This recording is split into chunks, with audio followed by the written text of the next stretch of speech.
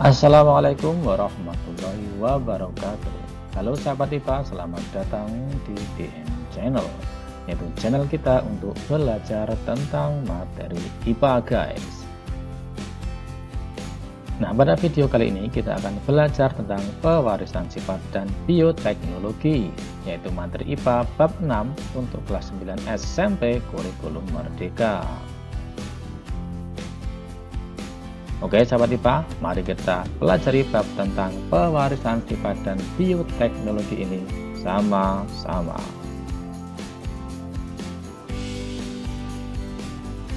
Nah sahabat IPA, untuk materi yang akan kita pelajari dalam bab pewarisan sifat dan bioteknologi ini meliputi yang pertama kromosom, DNA, dan gen. Kedua, percobaan Mendel. Ketiga, persilangan monohibrid. Yang keempat, persilangan dihibrid. Yang kelima, bioteknologi konvensional. Dan yang keenam adalah bioteknologi modern.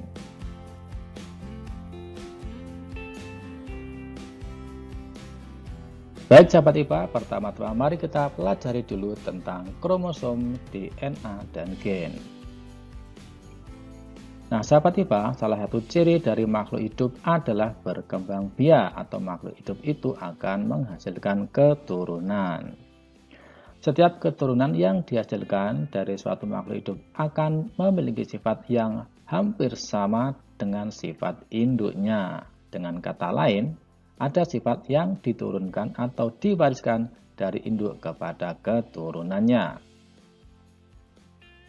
Suatu makhluk hidup dapat mewariskan sifat kepada keturunannya karena makhluk hidup itu memiliki materi genetik. Nah, apa itu materi genetik? Nah, materi genetik adalah substansi yang memuat informasi dari suatu makhluk hidup yang dapat diwariskan kepada keturunannya, guys. Setiap makhluk hidup akan mewariskan sifat tertentu kepada keturunannya. Sifat yang diwariskan ini dalam bentuk materi genetik. Materi genetik yang terdapat pada manusia meliputi kromosom, DNA, dan gen. Nah, sekarang mari kita cari tahu di manakah letak materi genetik dalam tubuh kita. Di dalam sel terdapat organel yang berfungsi untuk mengatur semua aktivitas sel, yaitu inti sel atau nukleus. Di dalam inti sel terdapat struktur seperti benang yang disebut kromosom. Manusia memiliki 23 pasang atau 46 buah kromosom di setiap selnya, kecuali sel sperma dan ovum yang memiliki 23 buah kromosom. Di dalam kromosom terdapat benang double helix yang disebut dengan DNA. Potongan DNA yang menentukan satu sifat atau mengkode satu protein disebut dengan gen. Gen inilah yang berfungsi menentukan sifat individu melalui proses sintesis protein.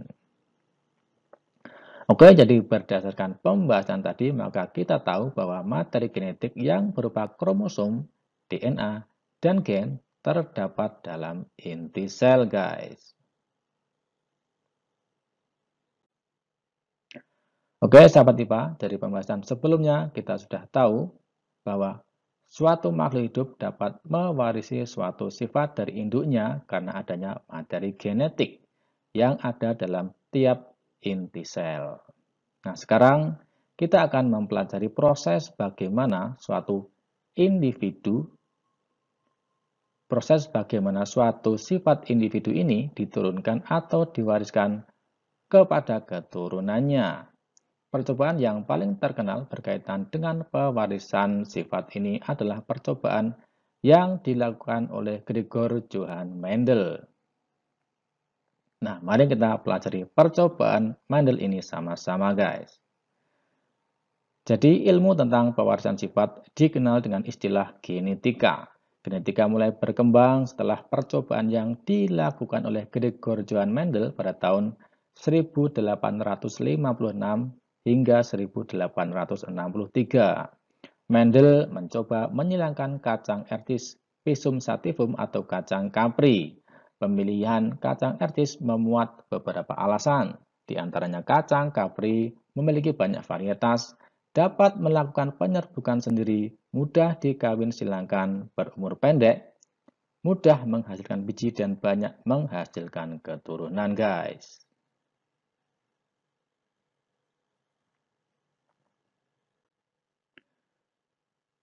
Nah, terdapat beberapa istilah dalam mempelajari pewarisan sifat berkaitan dengan percobaan Mendel ini, yaitu sebagai berikut. Parental atau disimbolkan dengan P biasanya adalah induk yang disilangkan. Kemudian gamet atau disingkat G adalah sel kelamin, yaitu jantan atau betina. Kemudian filial disingkat F adalah keturunan. F1 berarti keturunan generasi pertama atau anak yang pertama. Dan F2 berarti keturunan generasi kedua atau cucu.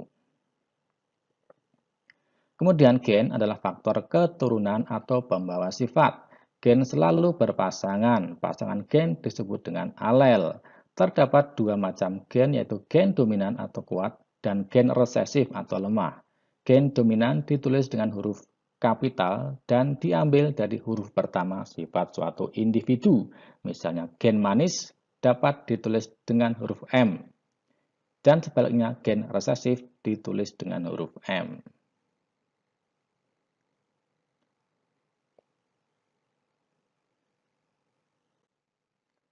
Kemudian istilah yang berikutnya adalah genotip. Genotip adalah susunan gen dari suatu individu. Terdapat 3 jenis genotip, yaitu homozigot dominan, contohnya adalah M besar yang membawa sifat manis. Kemudian heterozigot, contohnya adalah M besar dan M kecil yang membawa sifat manis. Dan homozigot resesif, contohnya adalah M kecil yang membawa sifat asam. Kemudian istilah berikutnya adalah fenotip. Adalah sifat yang muncul dari suatu organisme. Misalnya genotip MM, maka fenotipnya manis. Genotip M besar M kecil, maka fenotipnya manis. Dan genotip M kecil, maka fenotipnya asam, guys.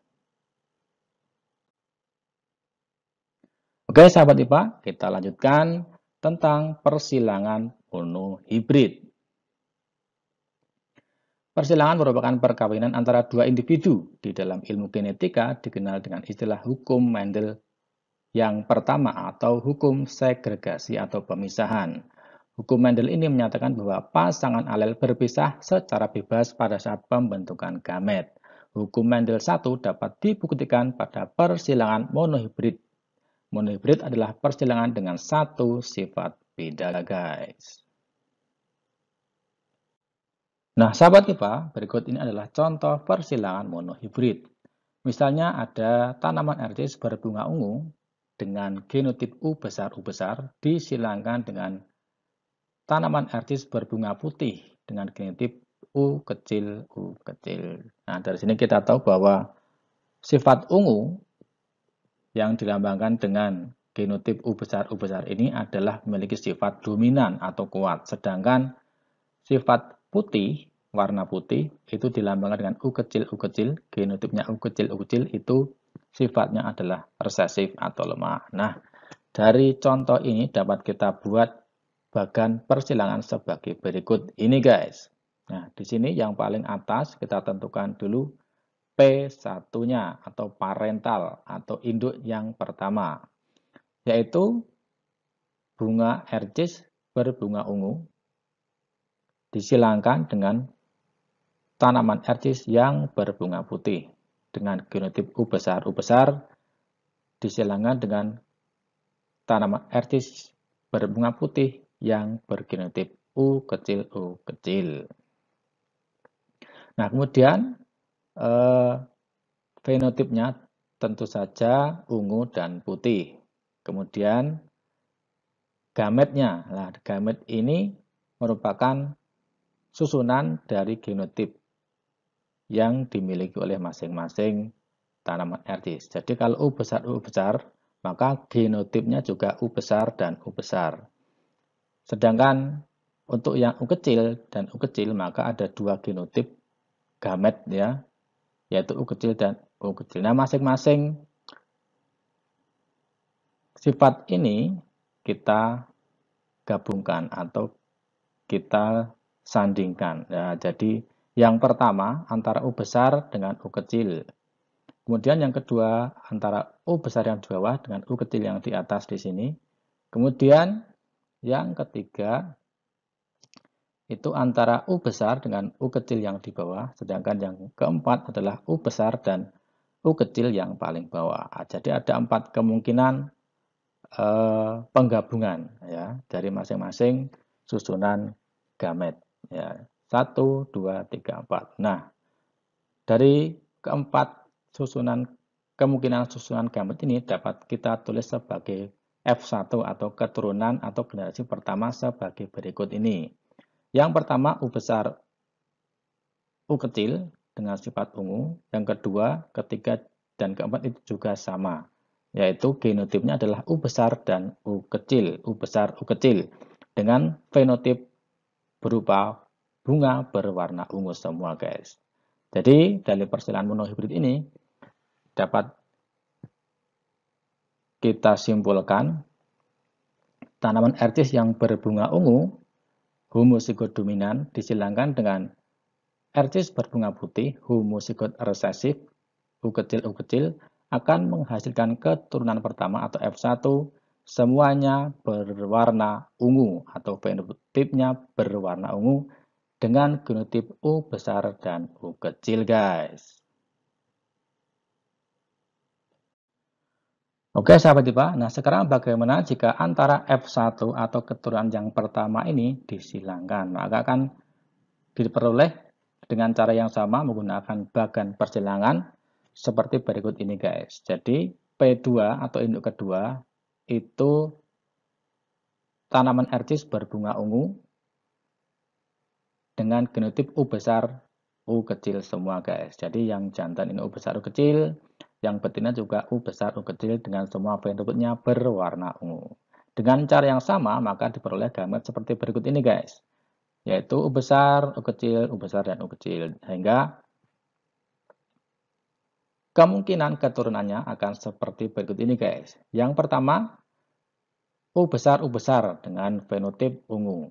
Jadi ini U besar ini adalah homozigot dominan dengan fenotip ungu. Yang kedua dan yang ketiga adalah sama, yaitu U besar U kecil, yaitu dengan fenotip berwarna ungu juga. Kemudian yang keempat adalah U kecil yang memiliki fenotip akan berwarna putih guys. Jadi dari persilangan ini dapat diperoleh keturunan yaitu tanaman ercis yang berwarna ungu dan berwarna putih guys. Jadi kalau antar F1 tadi yang fenotipnya U besar dan U kecil disilangkan, yaitu antara U besar dan U kecil yang berwarna ungu disilangkan dengan sesamanya yang berwarna ungu juga, U besar U kecil juga, maka akan diperoleh keturunan yaitu fenotipnya U besar dengan warna ungu fenotip, kemudian U besar U kecil warna ungu juga, dan U kecil yang berwarna putih. Jadi dari keturunan yang berwarna ungu ini juga menghasilkan keturunan lagi yang juga berwarna ungu dan juga bisa berwarna putih guys.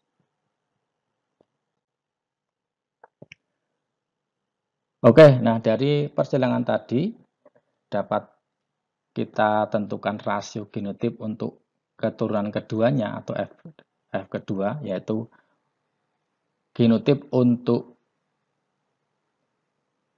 keturunan kedua atau F2, yaitu rasio genotip F2 U besar dibanding U besar banding U kecil, kemudian dibanding U kecil dibanding U kecil, yaitu ungu homozigot, ungu heterozigot, dan putih memiliki perbandingan 1:2:1 atau 25%, 50%, dan 25%.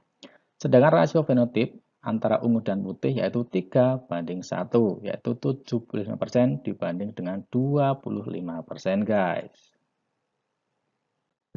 Oke sahabat IPA, sekarang kita lanjutkan persilangan yang kedua yaitu persilangan dihibrid guys. Di Di dalam genetika juga dikenal dengan hukum Mendel II atau hukum asortasi atau berpasangan secara bebas. Nah, hukum Mendel kedua ini menyatakan bahwa setiap alel dapat berpasangan secara bebas dengan alel lainnya yang bukan pasangannya pada saat pembentukan gamet. Hukum Mendel II dapat dibuktikan melalui persilangan dihibrid. Dihibrid adalah persilangan dengan dua sifat beda. Misalnya, ungu atau putih, ini dari sifat warna bunga, dan tinggi atau pendek, itu dari sifat postur tubuh, guys.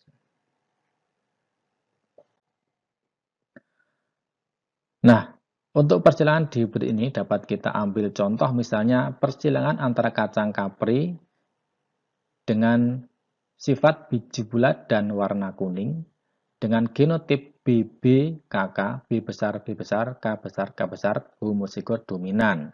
Dan kacang kapri berbiji kisut atau keriput berwarna hijau dengan genotip BB-KK, B kecil, B kecil, K kecil, K kecil, homozigot resesif. Dalam hal ini dari induk atau parental yang memiliki genotip B besar, B besar, K besar, K besar, dan B kecil, B kecil, K kecil, K kecil akan terbentuk gamet dengan pasangan gen B besar, K besar, dan B kecil, K kecil. Keturunan pertama atau filial yang pertama dari induk tersebut semua bergenotip B besar, B kecil, K besar, K kecil, berbiji bulat, dan berwarna kuning. Selanjutnya, Mendel melakukan persilangan kedua, yaitu antar sesama keturunan pertama B besar, B kecil, K besar, K kecil, disilangkan dengan B besar, B kecil, K besar, K kecil.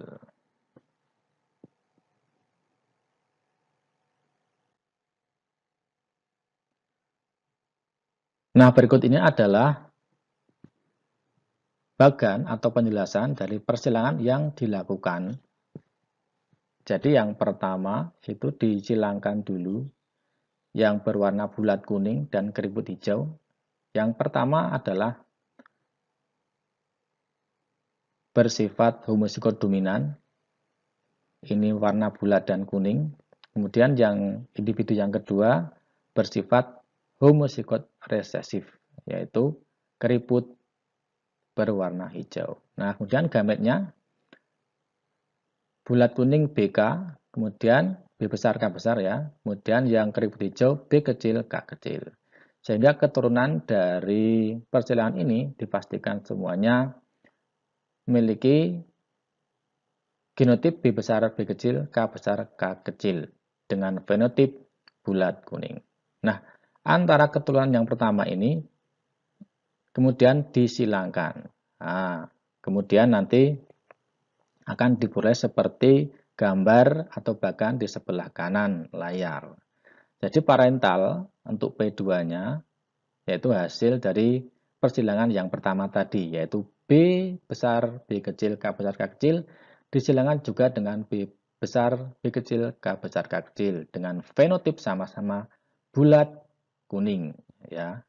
Kemudian, karena ini kemungkinannya banyak, maka dapat dibuat tabel seperti ini, guys. Jadi, untuk masing-masing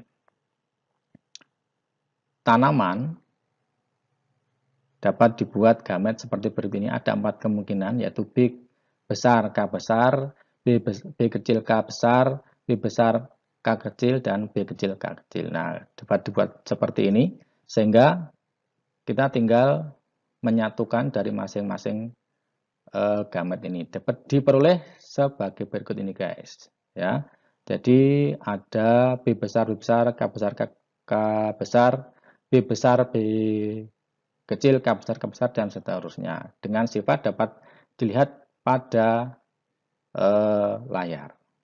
Untuk baris pertama, itu sifatnya adalah bulat kuning semua dengan fenotip yang bermacam-macam.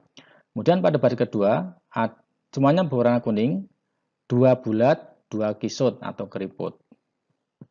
Kemudian pada baris yang ketiga, itu bulat semua, 2 berwarna kuning, dan 2 berwarna hijau. Kemudian yang paling bawah, baris yang paling bawah, itu diperoleh sifat bulat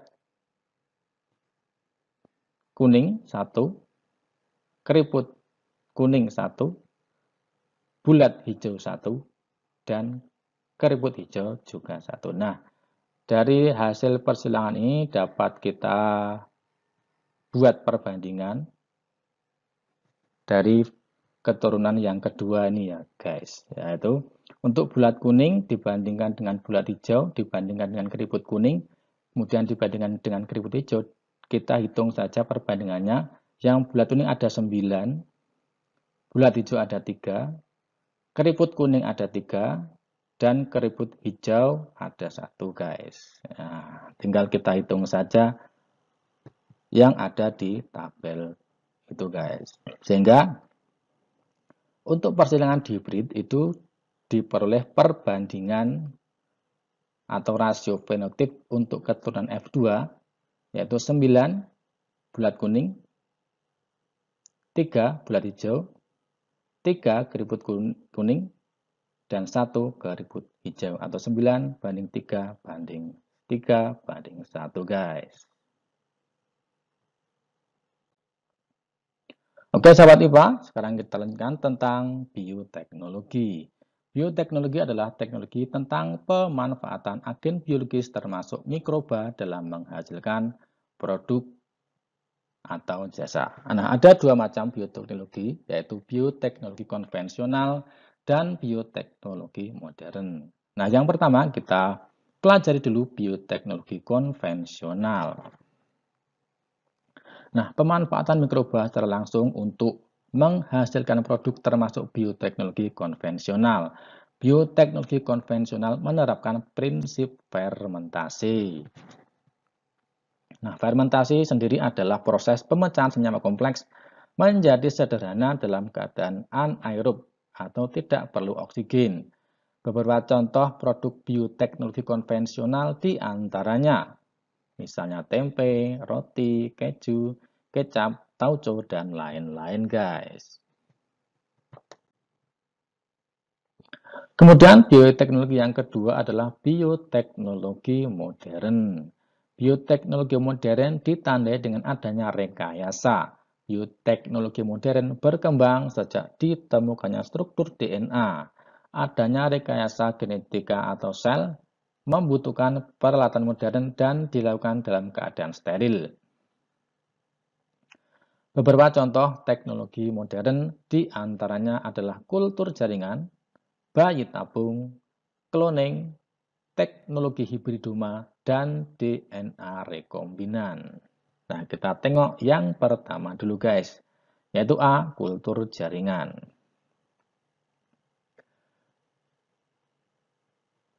Nah, kultur jaringan ini adalah untuk mendapatkan keturunan dalam jumlah besar, guys. Nah, tumbuhan dari jaringan atau organ tertentu dalam media bernutrisi dan steril. Kemudian, yang kedua, memanfaatkan sifat totipotensi tumbuhan. Kemudian yang berikutnya, untuk mendapatkan keturunan dalam jumlah besar, cepat, dan seragam, guys.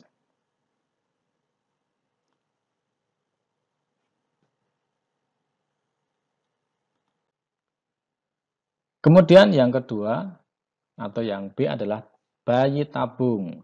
Bayi tabung dilakukan dengan cara mempertemukan sperma dan ovum dalam sebuah media.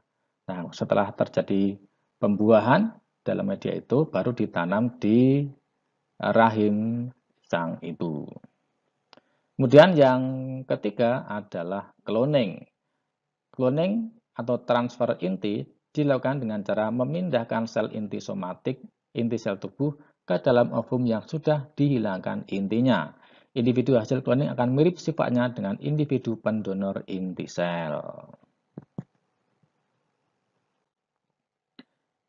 D. Teknologi hibridoma.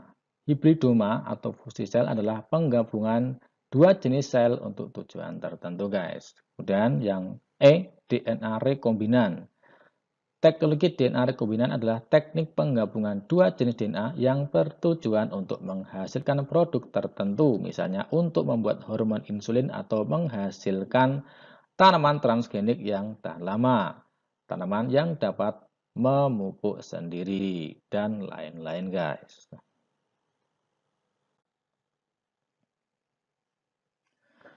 Baik sahabat IPA, itulah tadi ringkasan materi dan pembahasan tentang bab pewarisan sifat dan bioteknologi. Semoga bermanfaat dan jangan lupa terus dukung channel ini dengan klik tombol subscribe, like, dan share.